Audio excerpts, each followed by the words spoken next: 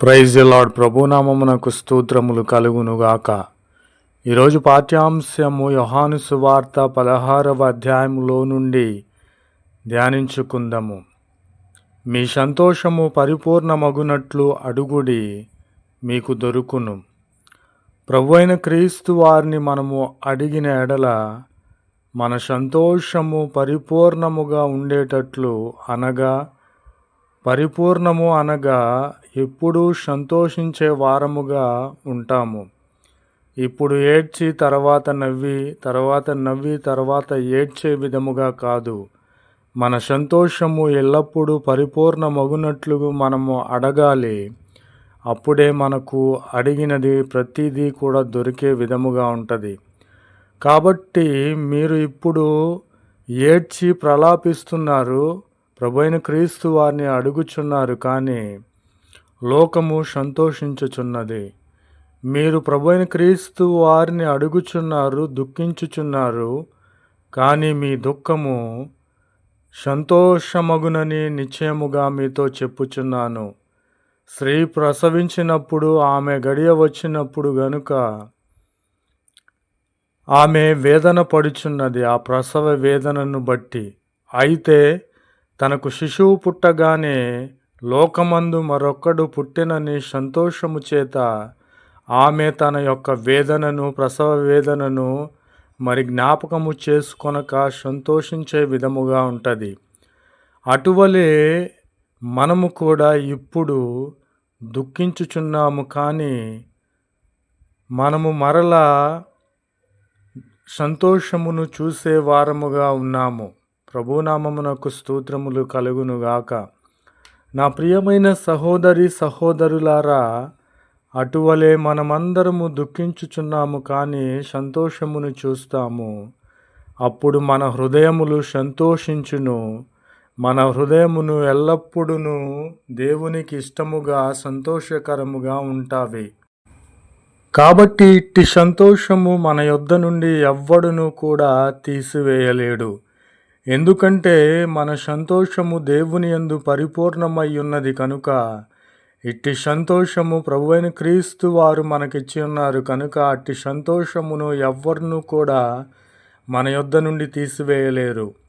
కాబట్టి ఆ దినమున మనము దేనిని గూర్చి ప్రభువైన క్రీస్తు వారిని అడిగి ఉన్నామో అట్టి సంతోషమును బట్టి ఇక మీదట మనము అడుగము.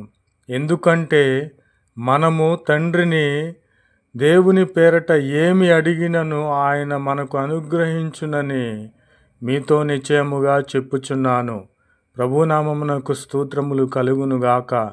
కాబట్టి ఇప్పుడు దేవుని ఎదుట మనము కన్నీరు కార్చాలి, ప్రలాపించాలి, ప్రార్థన చేయాలి, దుఃఖించాలి. ఇట్టి దుఃఖము ప్రలాపమంతయు కూడా సంతోషమగును. స్త్రీ ప్రసవవేదన పడుచున్నది, రోదన చేయుచున్నది.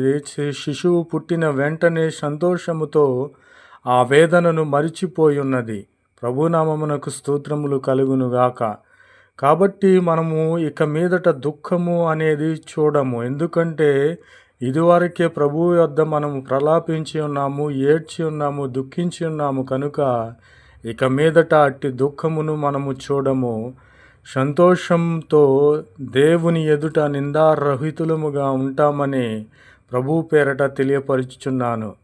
కాబట్టి నా ప్రియమైన సహోదరులారా, మన సంతోషము పరిపూర్ణమగునట్లుగా అడగాలి. అప్పుడు మనకు అది దొరికే విధముగా ఉంటుంది. ప్రభునామమునకు స్తోత్రములు కలుగునుగాక. Amen. Praise the lord.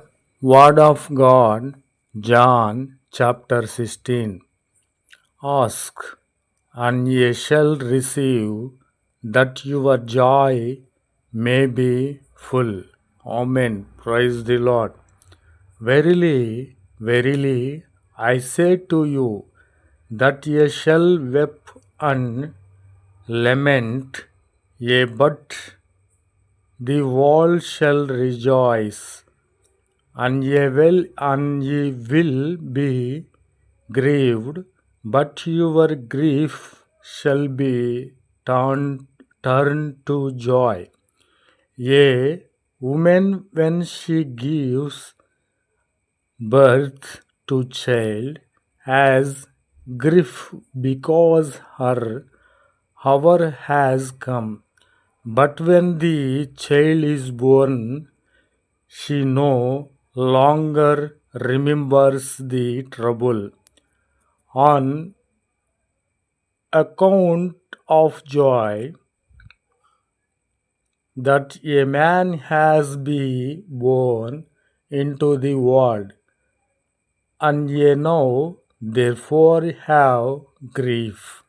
But I will see again, and your heart shall rejoice, and your joy no one takes from you. Praise the Lord.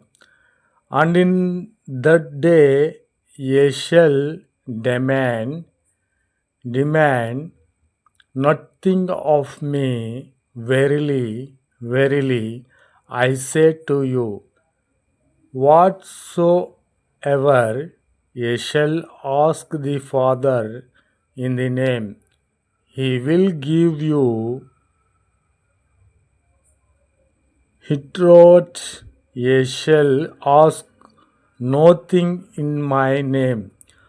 Ask and ye shall rejoice, that your joy may be full. Praise the Lord. Amen.